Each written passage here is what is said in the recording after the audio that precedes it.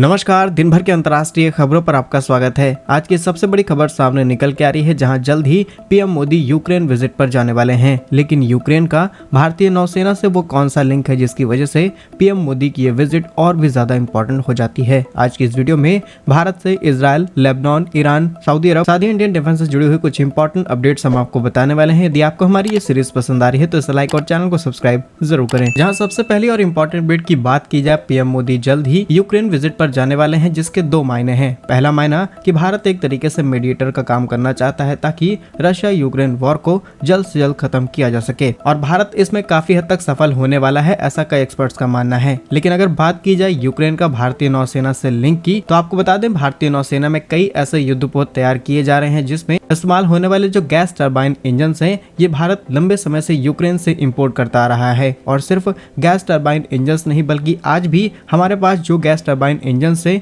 उनमें लगे हुए प्रोपेलर्स डायरेक्टली यूक्रेन से इंपोर्ट किए जाते हैं। लास्ट ईयर खबर सामने निकल के आती है कि भारत के अंदर आने वाली नई वंदे भारत एक्सप्रेस ट्रेन में लगने वाले व्हील्स यानी कि पहिए, उनकी सप्लाई भी यूक्रेन ने भारत को रोक दी है। अब यूक्रेन ने यहाँ पर एक रीजन दिया कि उनका देश वॉर लड़ रहा है और जो फैक्ट्रीज का प्रोडक्शन है वो पूरी तरीके से बंद हो चुका है, जिसके कारण भारत को करीब 40,000 व्हील्स का कॉन्ट्रैक्ट चाइना को सौंपना पड़ा। वहीं भारत के लिए फायदे की बात की जाए तो हम कई और क्लास की युद्धपोत तैयार करना चाहते हैं, जिसके लिए इन्हीं गैस टरबाइन इंजन की जरूरत पड़ने वाली है। आपके मन में सवाल आ सकता है कि भारत आखिर इन इंजन्स का प्रोडक्शन क्यों नहीं करता। जहां पर यदि बात की जाए कि आखिर भारत गैस टरबाइन इंजन्स का प्रोडक्शन देश के अंदर क्यों नहीं कर रहा, तो आज देश के अंदर प्रोडक्शन करना पहले की तुलना में काफी ज्यादा आसान हो चुका है। लेकिन ऐसे इंजन्स की रिक्वायरमेंट बहुत ज्यादा नहीं है और इन्हें इंपोर्ट करना ज्यादा फायदे का सौदा है, क्योंकि अगर इन्हें हम देश के अंदर मैन्युफैक्चर करते हैं तो जो फाइनल प्रोडक्ट निकल कर सामने आएगा उसकी कीमत इंपोर्ट की तुलना में कई गुना ज्यादा हो जाएगी। इसीलिए कुछ चीजें सरकार हमेशा इंपोर्ट कराती है और उनमें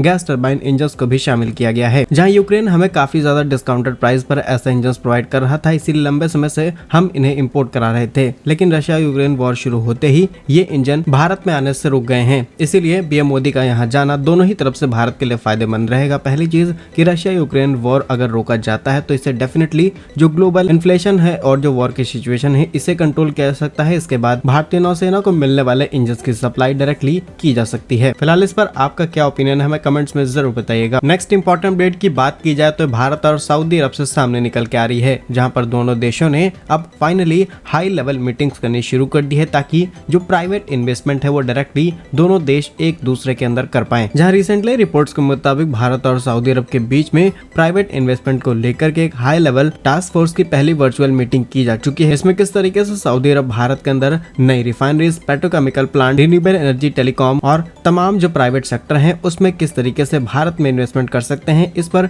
बातचीत की गई है। और सिर्फ यहाँ पर एक तरफ से इन्वेस्टमेंट नहीं की जाएगी बल्कि दोनों तरफ से इन्वेस्टमेंट की जानी है। सऊदी अरब की प्राइवेट कंपनीज भारत के अंदर इन्वेस्टमेंट करेंगी, वहीं दूसरी तरफ भारत की प्राइवेट कंपनीज सऊदी अरब में इन्वेस्टमेंट करेंगी और इससे दोनों देशों को फायदा मिलेगा। दोनों देशों का टारगेट है कि हम अपने बायलैटरल ट्रेड्स को अराउंड 100 बिलियन यूएस डॉलर तक ले जाएं, और दोनों देशों के बीच हुई ये बैठक इस मुद्दे को आगे और ज्यादा ले जाने में काफी ज्यादा इंपॉर्टेंट रोल प्ले करने वाली है। नेक्स्ट इंपॉर्टेंट अपडेट की बात की जाए तो भारत के डिफेंस से सामने निकल के आ रही है, जहां पर कल रक्षा मंत्रालय की तरफ से एक और बड़े प्रोजेक्ट को मंजूरी दी गई है, जिसमें advance navigation system, interceptor boat और तमाम तरीके की ऐसे हथियार तैयार किए जाएंगे जो सेना की ताकत को कई गुना ज्यादा बढ़ाने वाले हैं। जहां बीते सोमवार को मिनिस्ट्री ऑफ डिफेंस की तरफ से 22 इंटरसेप्टर नौकाओं को खरीदने की मंजूरी दी जा चुकी है। इसे खुद भारत के डिफेंस मिनिस्टर राजनाथ सिंह जी की अध्यक्षता में किया गया है, जिसमें सेना के लिए लैंड नेविगेशन सिस्टम और नौसेना के लिए इंटरसेप्टर नौकाओं को खरीदने की मंजूरी दी गई है। इस पर टोटल कितना बजट खर्च किया जाएगा इसका कोई भी खुलासा नहीं किया गया है, लेकिन अच्छी बात यह है कि इस प्रोजेक्ट में प्राइवेट कंपनीज और गवर्नमेंट कंपनीज पार्टिसिपेट करके इनका टोटल प्रोडक्शन देश के अंदर करने वाली हैं। इसमें Bharat electronics limited,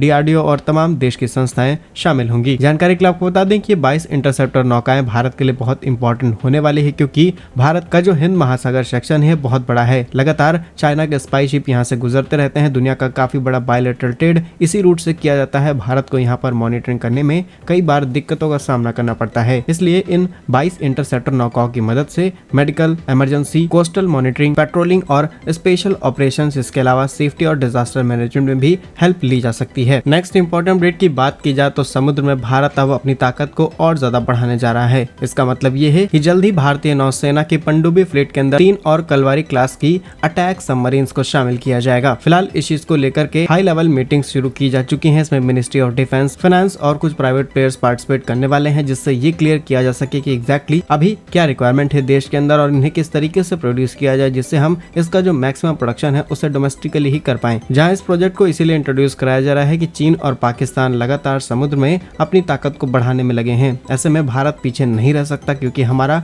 coastal area बहुत बड़ा है और हमें इसे मॉनिटर करने के लिए एडवांस सबमरीन्स की जरूरत पड़ेगी। और सही मायने में देखा जाए तो यहाँ पर एडवांस अटैक सबमरीन्स की जरूरत पड़ेगी। फिलहाल अभी तक आई रिपोर्ट्स के मुताबिक इन्हें मंझगांव डक लिमिटेड के अंदर तैयार किया जाएगा। इनको प्रोड्यूस करने में फ्रेंच के नेवल ग्रुप का नाम सामने आ रहा है, जो कि भारत के सबमरीन सेक्टर में ऑलरेडी काफी लंबे समय से काम करते आ रही है। सिर्फ इतना ही नहीं बल्कि भारतीय नौसेना के पास इस क्लास की करीब 6 सबमरीन्स पहले से ही मौजूद हैं। आपको बता दें, नई कलवारी क्लास की अटैक सबमरीन्स पिछली सबमरीन्स की तुलना में 10 मीटर ज्यादा बड़ी होने वाली है और इनको और ज्यादा न्यूक्लियर वेपन्स के साथ इंटीग्रेट किया जाएगा। साथ ही इस प्रोजेक्ट डिस्कशन में ये भी बताया गया है कि रिसेंटली DRDO की तरफ से AIP, जिसे हम एयर इंडिपेंडेंट प्रोपल्शन सिस्टम कहते हैं, इसे भी तैयार किया जा चुका है और अभी तक ऐसी टेक्नोलॉजी हमें इंपोर्ट करानी पड़ती थी। रिसेंटली DRDO और L&T ने मिलकर के इस टेक्नोलॉजी को देश के अंदर ही तैयार कर लिया है, जिसे हम डायरेक्टली इन सबमरीन्स के अंदर इंटीग्रेट कर पाएंगे और डेफिनेटली इससे सबमरीन्स की ताकत कई गुना ज्यादा बढ़ जाती है, क्योंकि AIP टेक्नोलॉजी लिए सबमरीन्स एक लंबे समय तक पानी के अंदर रह सकती हैं।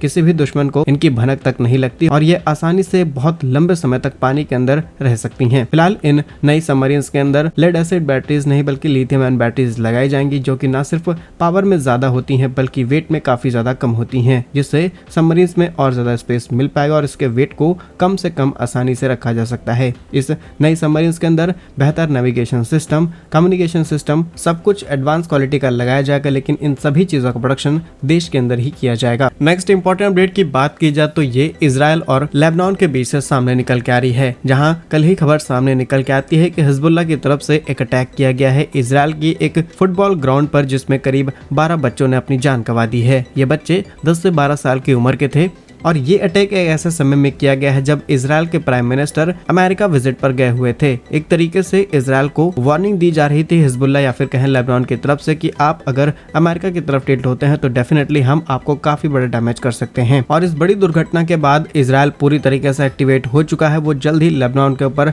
बड़े अटैक्स कर सकता है, क्योंकि चाहे अमेरिका हो, भारत हो या फिर तमाम देश जिनके नागरिक लेबनान के अंदर जाते हैं, उन्होंने अपनी अपनी एम्बेसीज के माध्यम से एडवाइजरी जारी कर दी है और कॉन्टेक्ट डिटेल्स भी जारी की जा चुकी हैं, जिससे जो लोग वहां पर रहने वाले हैं वो या तो बाहर ना निकले, अगर बाहर निकल रहे हैं तो लगातार कांटेक्ट में बने रहें। और अमेरिका जब जब नई वार्निंग्स जारी करता है तो डेफिनेटली कुछ समय बाद हमको अटैक्स देखने को मिलते हैं। लेकिन ये सिचुएशन पहले से और ज्यादा क्रिटिकल हो सकती है, बिकॉज हमास शायद उतना पावरफुल नहीं था जितना कि आज के समय में लेबनान है। लेबनान में खासकर रहने वाला जो हिजबुल्लाह ग्रुप है, इनके पास तमाम तरीके के एडवांस वेपन है जिनकी डायरेक्टली सप्लाई ईरान की तरफ से इन्हें की जाती है। और अब अगर इजराइल और लेबनान के बीच में कॉन्फ्लिक्ट शुरू होता है तो ये एक बहुत बड़े वॉर के रूप में भी बदल सकता है। देखते हैं भविष्य में इसे किस तरीके से कंट्रोल किया जा सकता है। ऑलरेडी रशिया यूक्रेन वॉर को रोकने की कोशिश की जा रही है और अगर इधर दूसरी तरफ एक और बड़ा वॉर शुरू हो जाता है तो डेफिनेटली ये सिर्फ 2 देशों के लिए नहीं बल्कि पूरी दुनिया के लिए एक बड़ी दिक्कत बनने वाला है। क्या कुछ कहना है आपका इन सभी खबरों पर कमेंट्स में जरूर बताइए। यदि आपको हमारी ये सीरीज पसंद आ रही है तो इसे लाइक और चैनल को सब्सक्राइब जरूर कीजिए। वंदे मातरम, भारत माता की जय।